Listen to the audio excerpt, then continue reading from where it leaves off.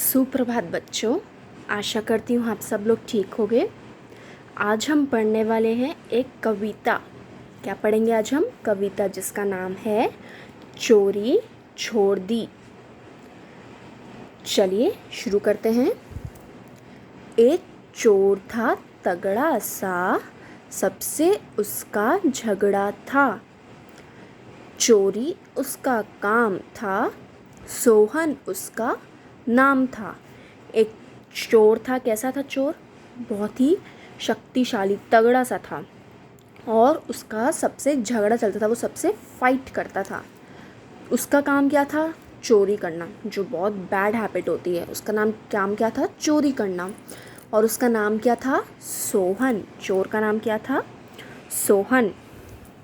देखकर चोर खुला दरवाज़ा, चोरी करके सरपट भागा।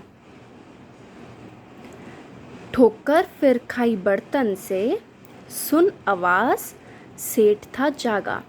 उसने दरवाज़ा खुला देखा तो वो चोरी करने जल्दी जल्दी आ गया। उसका क्या हुआ फिर? अब वो बैड हैबिट है ना चोरी करना, तो वो चोरी कर रहा था तो क्या हुआ? उसका पैर किससे लग गया? बर्तन से। और जब उसका पैर बर्तन से लगा तो जो सेठ था घर का, उसने उसकी आवाज़ सुन ली और वो सेठ उठ गया। तो गॉड ने उसको पनिश किया ना, क्योंकि वो चोरी कर रहा था। तो हमें कभी भी चोरी नहीं करनी चाहिए। बोला चोर की दे दो माफ़ी, सेठ ने उसको दे दी माफ़ी। छूट गई फिर चोरी उसकी, भूल मानना ही थी काफ़ी। उसने क्या किया? अब उसको पता है उसने गलती की। उसने अपने सेठ जी से क्या करी? माफ़ी मांगी। और सेठ जी ने उसको माफ़ भी कर दिया। आप किसी को फॉरगिव करो तो वो अच्छी बात होती है। कोई आपसे अगर सॉरी बोल रहा है और आप उसको फॉरगिव कर दो तो वो बहुत अच्छी हैबिट होती है। That is a good habit. तो उसके सेठ जी ने उसको माफ़ी दे दी और उसने उसके बाद चोरी छोड़ दी। तो अगर आप किसी को फॉरगिव करो, उसको समझाओ कि चोरी करना या गंदे काम करना बैड हैबिट होती है, तो वो सुनता है। तो इसलिए चोरी नहीं करनी है।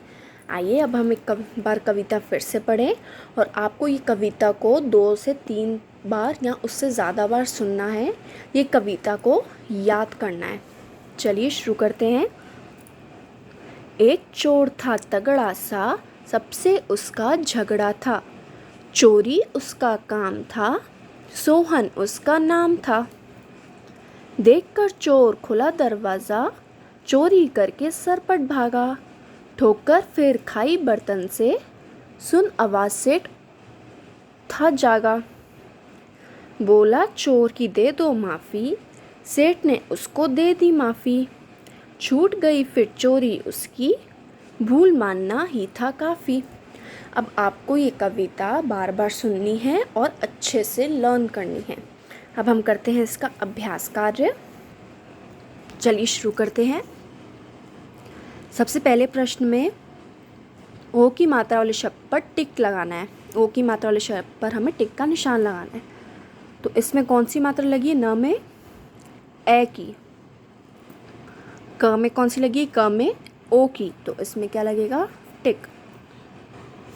नेक्स्ट, स हमें ए की मात्रा है, ल में बड़ी की मात्रा ली सहेली।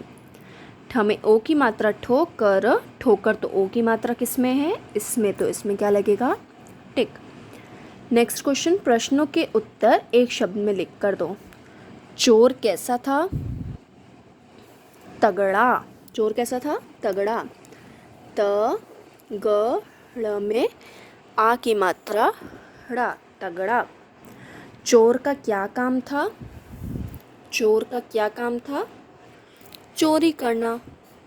च में ओ की मात्रा चो, र में बड़ी की मात्रा री चोरी, क र न में आ की मात्रा ना, करना। चोर का क्या नाम था? चोर का नाम क्या था? सोहन। स में ओ की मात्रा सो, ह न, सोहन। सेठ के माफ़ करने पर क्या हुआ? सेठ की माफ़ करने पर क्या हुआ? तो उसकी चोरी छूट गई। तो क्या लिखेंगे हम यहाँ पे?